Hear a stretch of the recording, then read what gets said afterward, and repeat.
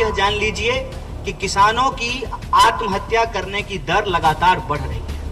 अगर देश में खुशहाली आई है तो किसान खुश होगा, अगर देश में खुशहाली आई है तो जवान खुश होगा, अगर देश में खुशहाली आई है तो देश की महिलाएं खुश होंगी, देश के उद्योगपति खुश होंगे, देश के छोटे व्यापारी खुश होंगे।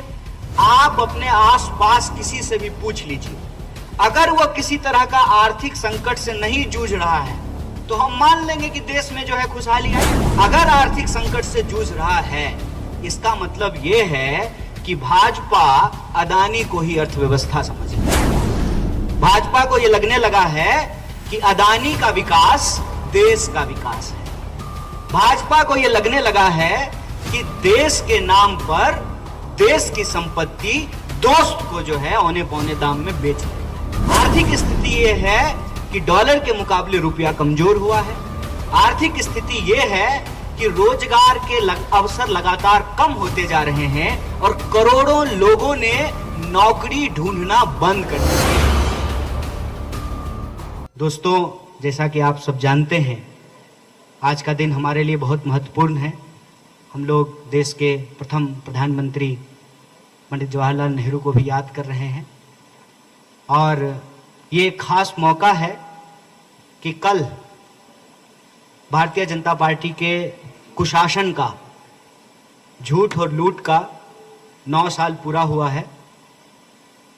इस 9 साल के पूरे होने पर भारतीय राष्ट्रीय कांग्रेस ने भारतीय जनता पार्टी से 9 साल 9 सवाल किए हैं और ये सवाल किसी राजनीति से प्रेरित नहीं है, ये सवाल किसी दुर्भावना से प्रेरित नहीं है। ये सवाल उन्हीं बातों से निकल करके आया है जिन बातों की चर्चा प्रधानमंत्री तब किया करते थे जब वो गुजरात के मुख्यमंत्री हुआ करते थे। आप सब जानते हैं 2014 में जो आम चुनाव हुआ, उसी 2014 के हिसाब से वो भी कह रहे हैं कि हमारे 9 साल पूरे हुए हैं और हम भी कह रहे हैं कि आपके 9 साल पूरे हुए हैं। हालांकि हम जो सवाल पूछ रहे हैं वो भाजपा की सरकार से पूछ रहे हैं।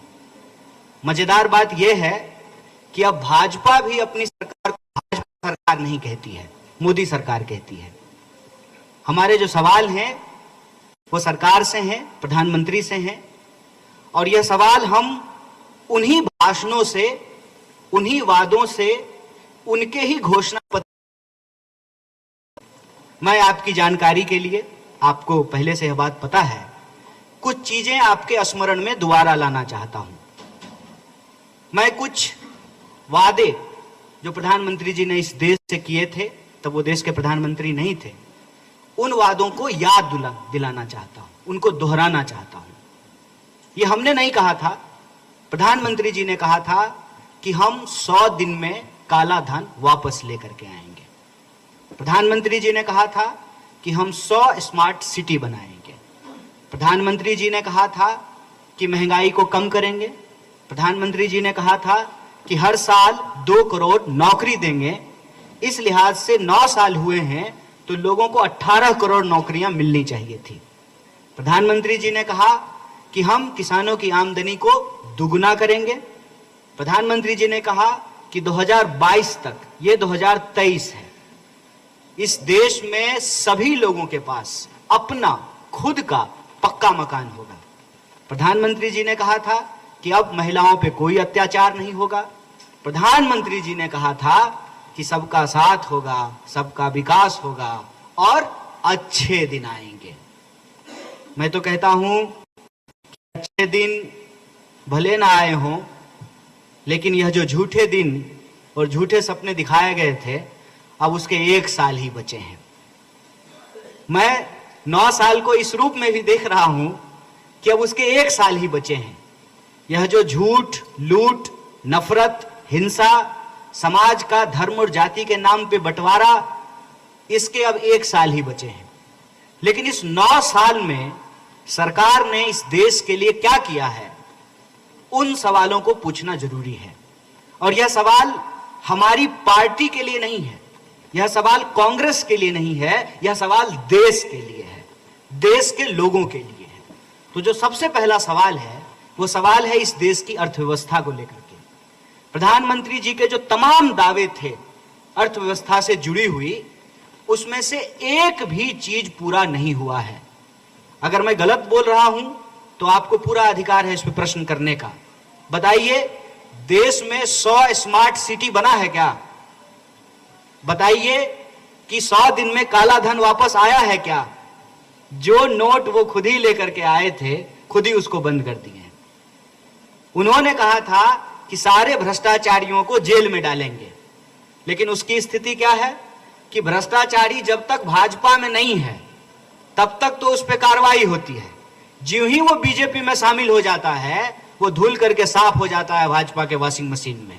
उस पर कोई कार्रवाई नहीं होती है। ईडी उसका पता भूल जाता है, सीबीआई उसका घर जाना बंद कर देता है, पुलिस उससे पूछताछ करना बंद कर देती है। यह जो एक मॉडल बनाया गया है, मॉडल से आज हम किस तरह की आर्थिक परिस्थितियों को जूझ रहे हैं। और यह सवाल किसी दल का नहीं है, किसी जो है विचारधारा का नहीं है, यह सवाल देश का है। आप सब मुझे बताइए, बड़े बड़े दावे जो है बीजेपी की तरफ से किए जा रहे हैं। बीजेपी कह रही है कि भारत दुनिया की 5वीं सबसे बड़ी अर्थव्यवस्था बन गई है। ठीक है, अगर भारत दुनिया की 5वीं सबसे बड़ी अर्थव्यवस्था बन गई है तो भारत के लोग 140 करोड़ लोग खुशहाल हो गए होंगे। तो मैं आपसे मोटा मोटा चीज पूछ रहा हूं और आपको बता भी रहा हूं, जो इस पुस्तिका में भी लिखा गया है। क्या देश में महंगाई कम हो गई है? क्या महंगाई घटी है? क्या देश के बेरोजगारों को रोजगार मिल रहा है? क्या इस देश की कंपनियां बंद नहीं हो रही हैं?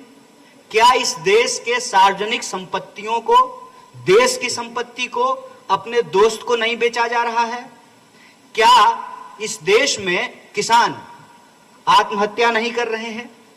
क्या इस देश के किसान 1 साल तक सरकार द्वारा लाए गए कृषि कानूनों के खिलाफ दिल्ली की सीमा पे आंदोलन नहीं करते रहे?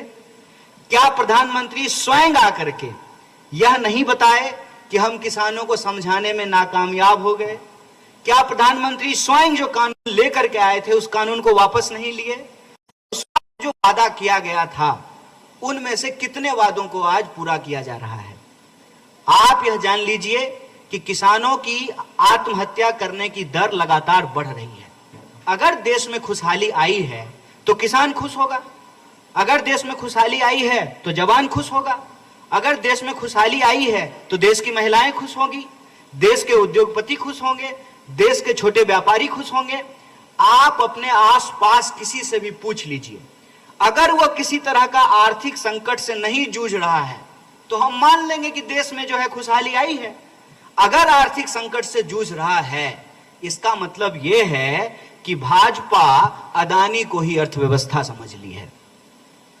भाजपा को यह लगने लगा है कि अदानी का विकास देश का विकास है।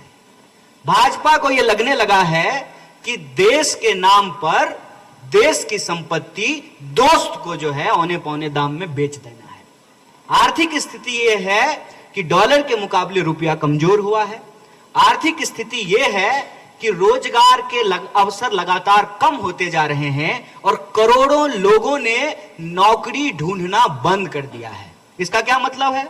मतलब यह है कि भारतीय राष्ट्रीय कांग्रेस के वक्त जो लोग मिडिल क्लास हुए थे, जो लोग अमीर हुए थे, जो लोग गरीबी रेखा से ऊपर उठ करके आए थे, जिनके घर में 4 व्हीलर आया, जिनके पास अपना पक्का मकान हुआ, जिनके घर में वॉशिंग मशीन आया, टीवी आया, मोबाइल आया, टेलीफोन आया, वो हवाई जहाज पे चढ़ने लगे, जिनके बैंक खातों में सेविंग हुआ, के अवसर नहीं हैं।